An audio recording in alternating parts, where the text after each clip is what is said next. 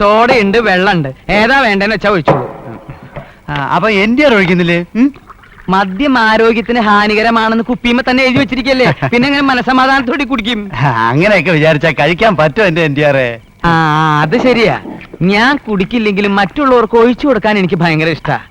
പ്രത്യേകിച്ച് സാറിനെ പോലുള്ള സർക്കാർ ഉദ്യോഗസ്ഥന്മാർക്ക്.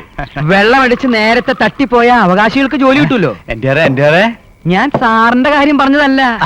സാർ അങ്ങനെ പെട്ടെന്ന് ഇവിടുന്ന് പോവോ? ഒരുപാട് അനുഭവിച്ചിട്ടല്ലേ ഇവിടുന്ന് പോവുള്ളൂ. എന്താ നല്ല സുഖങ്ങളെ. ഇത് പ്രത്യേകിച്ച് ഞാൻ ഹോട്ടലിൽ നിന്ന് വരുത്തി വെച്ചിരിക്കുന്ന ബീഫാ. അകത്താണെങ്കിൽ താറാവ് റെഡി ആയിക്കൊണ്ടിരിക്കുക. എന്റെ പൊന്നു താറാവെ പൊറുക്കണേ.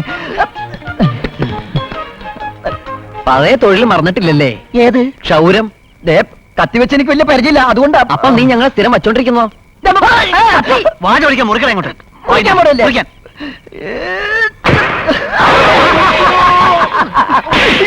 ആളെ കൊന്നാണോടെ തേണ്ടി താറാവിന് മുറിക്കുന്നത്? അച്ഛനോടുള്ള ദേഷ്യം എന്നോട് തീർത്താണ്ടല്ലോ. ഇങ്ങനെ പാത്തും പതുങ്ങി മുറി കൊടുത്തിട്ട് ഒരു കാര്യമില്ല. മുഖത്തൊക്കെ 4 വർത്താനം പറയാനുള്ള ചങ്കൂറ്റം വേണോടാ. അതെവിടെ കിട്ടും എന്റെ സാരഥി? എനിക്കൊരു സംശയം, നിങ്ങൾ രാമൻ നായരുടെ മക്കൾ തന്നെയാണോ? എടാ, അങ്ങേരുടെ മക്കളായിരുന്നെങ്കിൽ അങ്ങേരുടെ ചങ്കൂറ്റത്തിന്റെ ഒരു ശതമാനമെങ്കിലും നിങ്ങളിൽ വേണമല്ലോ. ഇതൊരു മാതിരി കുത്തിവെച്ചു വെച്ച കാളക്കുട്ടികളെ പോലെ. ഞങ്ങൾക്ക് അമ്മയുടെ രക്തോ. നീ അങ്ങനെ ആക്ഷേപിക്കൊന്നും വേണ്ട. ഒരു ദിവസം ഞങ്ങൾ അഗ്നിപർവ്വതം പോലെ അങ്ങ് പൊട്ടിത്തെറിക്കും. അതിനു വേണ്ടിയല്ലേ ഇപ്പോഴേ പോഞ്ഞോണ്ടിരിക്കുന്നത്. എല്ലാം സഹിക്കാം. ഇന്ന് ആ പൗർണമിയുടെ മുമ്പ് വെച്ചല്ലേ എന്നെ ഇൻസൾട്ട് ചെയ്തത്. ഞാൻ ഇനി എങ്ങനെ അവളെ ഫേസ് ചെയ്യും? ആ ബന്ധം ഇന്നത്തോടെ ക്ലാസ്. ഒരുമാതിരി ചങ്ങിക്കൊണ്ടെന്ന് വർത്താനം പറഞ്ഞോണ്ടല്ലോ. 3 വർഷമായിട്ട് ഒരു കളങ്കമില്ലാതെ കൊണ്ടുനടക്കുന്ന ബന്ധം അറിയോ? കടപൂട്ടി വന്നാലെങ്കിൽ എവിടെയെങ്കിലും ഒന്ന് അടങ്ങിയിരിക്കാൻ സാധിക്കൂ. ഇവിടെ ഉള്ളവർക്ക് വെച്ചോളമെന്നും പോരാഞ്ഞിട്ട് ഞാൻ ഫുഡ് ഇൻസ്പെക്ടറെ കൊണ്ട് താറാവിനെ തീറ്റിക്കാത്ത വിളിച്ചു കൂവി ഡയഫ്രം പൊട്ടട്ടടാ. ഇങ്ങനെയെങ്കിലും ഒന്ന് പ്രതിഷേധിക്കാം. രമേശ ഇങ്ങോട്ട് വരാൻ. ബാറ്ററി വീക്ക് ആകുമ്പോ നിർത്തിക്കോളും. ഇത് ബാറ്ററി അല്ല, ജനറേറ്ററാ. ഞാനൊന്ന് ചോദിക്കട്ടെ? NTR എന്നോട് എന്തും ചോദിക്കാം, പണം ഒഴിച്ച്. ഹോട്ടലിൽ നിന്ന് പിടിച്ചെടുത്ത സാധനങ്ങള് പഴയതാണെന്ന് നിങ്ങൾ എങ്ങനെയാ കണ്ടുപിടിക്കണേ? അതിന് പല ശാസ്ത്രീയ രീതികളുണ്ട്. പക്ഷെ എന്നെ പോലുള്ള എക്സ്പെർട്ടിലേക്ക് ലാബിന്റെയോ ഒരു പുണ്ണാക്കിന്റെയോ ആവശ്യമില്ല. ഒന്ന് മണത്തോ ഒന്ന് രുചിച്ചോ നോക്കിയാ മതി എത്ര ദിവസത്തെ പഴക്കമുണ്ടെന്ന് കൃത്യമായിട്ട് ഞാൻ പറയും. എന്റെ അമ്മോ, എന്തു പറ്റി? അല്ല, ഞാൻ ഓർക്കുകയായിരുന്നു സാറിന് മലവും മൂത്രവും പരിശോധിക്കുന്ന ജോലി കിട്ടാതിരുന്നത് ഭാഗ്യം. സാറ് കഴിക്കേ. അച്ഛനെന്നെ വിളിച്ചോ? 3 പ്രാവശ്യം വിളിച്ചു എന്നാ എന്റെ ഓർമ്മ. മോനത് കേട്ടില്ലേ? ആദ്യം വിളിച്ചപ്പോ ഞാൻ പുല്ലിന് പശു കൊടുക്കായിരുന്നു. അല്ല, പശുവിന് പുല്ല് കൊടുക്കായിരുന്നു. ഇവൻ ഭയങ്കര തമാശക്കാരനാ സാറേ. ഇപ്പൊ അടൂർ ഭാഷയ്ക്ക് പഠിച്ചുകൊണ്ടിരിക്കുക. ഏത് ഇയറാ? സെക്കൻഡ് ഇയറാ അല്ലേ മോനെ? ഇന്നത്തെ ഹോട്ടലിലെ കണക്കിൽ 5 രൂപ 75 പൈസ കുറവുണ്ടല്ലോ. അത് ഞാൻ പല തെണ്ടികൾക്കായി ധർമ്മം കൊടുത്തച്ചാ. അതിൽ നീ എത്ര എടുത്തു?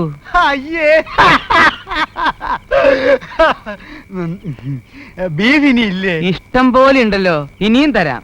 അതൊക്കെ പോട്ടെ, ബീഫ് എങ്ങനെയുണ്ട്? എന്ന് പറഞ്ഞാ പോരാ, അത്യുഗ്രൻ.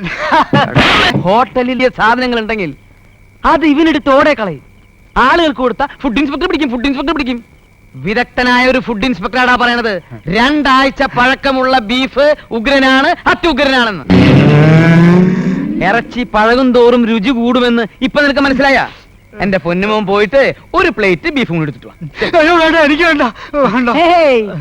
2 ആഴ്ചത്തെ പഴക്കം ഉണ്ടെന്ന് ഞാനൊരു തമാശക്ക് പറഞ്ഞതല്ലേ. ഇനി കൃത്യമായിട്ട് പറയുകയാണെങ്കിൽ ഒരു 36 ദിവസത്തെ പഴക്കേ ഇപ്പൊ ഇതിനുള്ളൂ.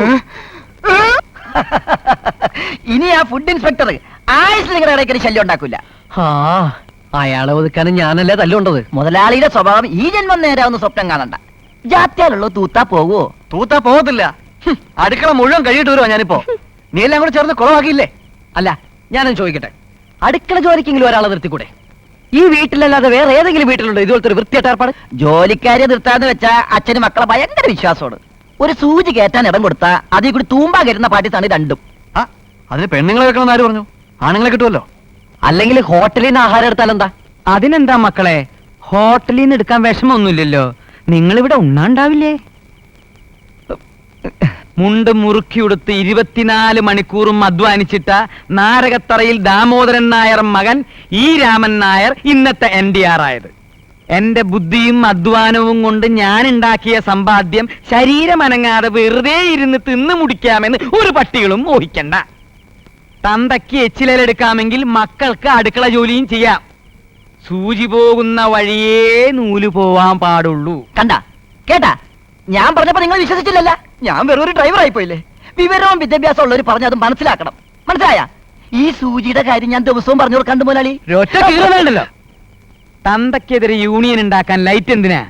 ഇരുട്ടത്തിരുന്ന് സംസാരിച്ചാലും ശബ്ദം പുറത്തോട്ട് വരും. ഇലക്ട്രിസിറ്റി ബോർഡ് എന്ന് പറയുന്നത് നിന്റെ അമ്മയുടെ കുടുംബ സ്വത്തൊന്നല്ലോ.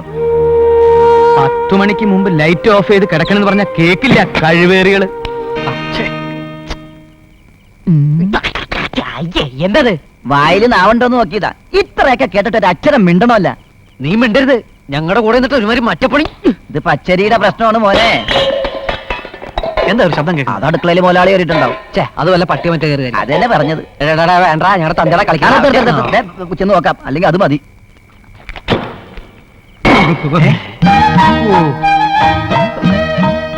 ചിറ്റപ്പനത് എപ്പോ ഏതിൽ എങ്ങനെ എവിടുന്ന് വന്നു? നാം ഈ അടുക്കളയിൽ നേരിട്ട് അവതരിച്ചതാണ് മകനെ. ഓ, പപ്പനാവന്റെ പാടവരമ്പത്ത് നാം ധ്യാന നിമഗ്നായിരിക്കുമ്പോൾ നമുക്കൊരു വെളിപാടുണ്ടായി. മകനെ ലക്ഷ്മണാനന്ദ, നിന്റെ ചേട്ടൻ രാമന്റെ അടുക്കളയിൽ ഭക്ഷണം മിച്ചമിരിക്കുന്നു. ആഹാര സാധനം വേസ്റ്റ് ചെയ്യാതെ നീ അതിൽ ആമഗ്നാകൂ. പക്ഷെ സന്യാസിമാർക്ക് ഇറച്ചി നിഷിദ്ധമല്ലേ സ്വാമി? ഇറച്ചി നിഷിദ്ധം തന്നെയാണ് മകനെ. പക്ഷെ തറവഴിക്കാട്ടെ, ചിറ്റപ്പം വന്നത് അച്ഛൻ കണ്ടോ? അണ്ണനാനന്ദന് ഈ ലക്ഷ്മണാനന്ദയെ കാണുന്നത് ചതുർത്ഥി കാണുന്നതിന് സമം. അതുകൊണ്ട് നാം വന്ന വിവരം അണ്ണൻ അറിയണ്ട. ഈ ഭക്ഷണം ഫിനിഷ് ചെയ്തിട്ട് അണ്ണൻ ഉണരുന്നതിന് മുമ്പ് നാം ഹരിദ്വാരത്തിലേക്ക് പോകും. ഹരിദ്വാരമല്ല, ഹരിദ്വാർ. അത് ഹിന്ദി. മലയാളത്തിലാകുമ്പോൾ ദ്വാർ ദ്വാരമാകും. എന്തിനാ ചിറ്റപ്പ വായിക്ക് രുചിയായിട്ടുള്ള ആഹാരം പോലും ഇല്ലാതെ ഇങ്ങനെ അറിഞ്ഞു നടക്കുന്നത്? ഈ വേഷമൊക്കെ കഴിച്ചറിഞ്ഞിട്ട് ചിറ്റപ്പന ഹോട്ടലിൽ ഒന്നും നല്ലണ്ട. ഞങ്ങളുടെ ജോലിയിൽ കുറച്ച് കുറയൂലേ? ആഗ്രഹമില്ലാഞ്ഞിട്ടല്ല മകനെ. പക്ഷേ നാം അവിടെ വന്ന് നിന്നാൽ അണ്ണൻ എന്നെ കൊണ്ട് മാവരപ്പിക്കും. ചിറ്റപ്പൻ അറിയൂ, ചിറ്റപ്പൻ പോയതിനു ശേഷം മര്യാദയ്ക്ക് ഒരു ദിവസം പോലും മാവരഞ്ഞിട്ടില്ല. ഇപ്പൊ തെറി മുഴുവൻ കേൾക്കണം ഞാനാ. ഒരു ബ്രഹ്മചാരിക്ക് അധ്വാനം വർജ്യമാണ് മക്കളെ. അപ്പൊ കട്ട തിന്നാനാണ് ഇങ്ങോട്ട് വന്നതല്ലേ? അതെ, നോൺ വെജിറ്റേറിയൻ ഫുഡ് കഴിക്കാത്തത് കൊണ്ടാണെന്ന് തോന്നുന്നു ഈയിടെയായിട്ട് ധ്യാനത്തിൽ ഏകാഗ്രത കിട്ടുന്നില്ല. ഒരു സന്യാസി ഹോട്ടലിൽ നിന്ന് മാംസാഹാരം കഴിക്കുന്നത് സമൂഹം വിലക്കിയിരിക്കുന്നത് കൊണ്ട് ഇത്തിരി ഇറച്ചി കടിച്ചു പറിക്കാൻ ഞാൻ ഈ വഴിയെ കണ്ടുള്ളൂ. ഇന്നിവിടെ ഇറച്ചിയുണ്ടെന്ന് ചിറ്റപ്പനോട് ആരാ പറഞ്ഞത്? ബോധോദയം ലഭിച്ചവർക്ക് ഇറച്ചിയുടെ ഗന്ധം വേഗം തിരിച്ചറിയാം. നിങ്ങൾ പോയി കിടന്നോളൂ. ഞാൻ ഈ താറാവുമായുള്ള മൽപ്പിടുത്തം കഴിഞ്ഞ് ഇവിടെ എങ്ങാനും ചുരുണ്ടോളാം. മംഗളം ഭവന്തു. Good night. പോയി കിടന്നു ഉറങ്ങാ. പോരെ നേരെ കാണാ കൊണാന്ന് പറഞ്ഞ് മനുഷ്യൻ കൊണ്ട് ഭക്ഷണം കഴിപ്പിക്കൂല.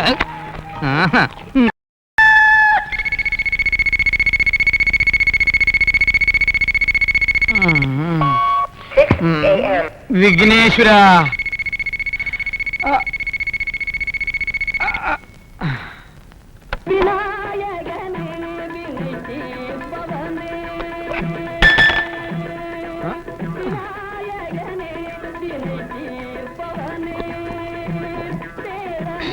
രമേശ, എടാ രമേശ.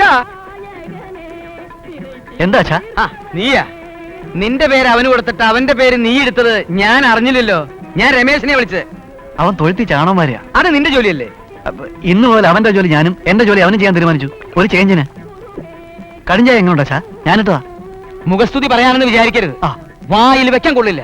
ഒരു ചായക്കടക്കാരന്റെ മകന് നല്ലൊരു ചായ ഉണ്ടാക്കാൻ അറിയില്ല എന്ന് പറഞ്ഞാൽ നീ പോയി ആ പേസ് എടുക്ക്. ഓ, ആ കഴിവേറി പോയാ? ആരാ? രമേശനാണോ? അല്ലടാ, ആ സ്വാമി കഴിവേറി. ചിറ്റപ്പൻ രാവിലെ തന്നെ പോയി. കാര്യം അവൻ എന്റെ അനിയനാ. പക്ഷെ എന്റെ സമ്മതമില്ലാതെ അവൻ ഇവിടെ എങ്ങാനും കയറ്റി താമസിപ്പിച്ച ബാക്കിയുള്ളത് ഞാൻ പറയണ്ടല്ലോ. ഓ, എന്തിനാ ഇത്ര അധികം? നീ പല്ല് വെച്ചോ? ഇല്ല. അവൻ തേച്ചോ? തേച്ച് കാണില്ല. പാതി അവന് കൊടുത്തിട്ട് പാതി നീ എടുത്തോ. എന്നാ ചെല്ലേ.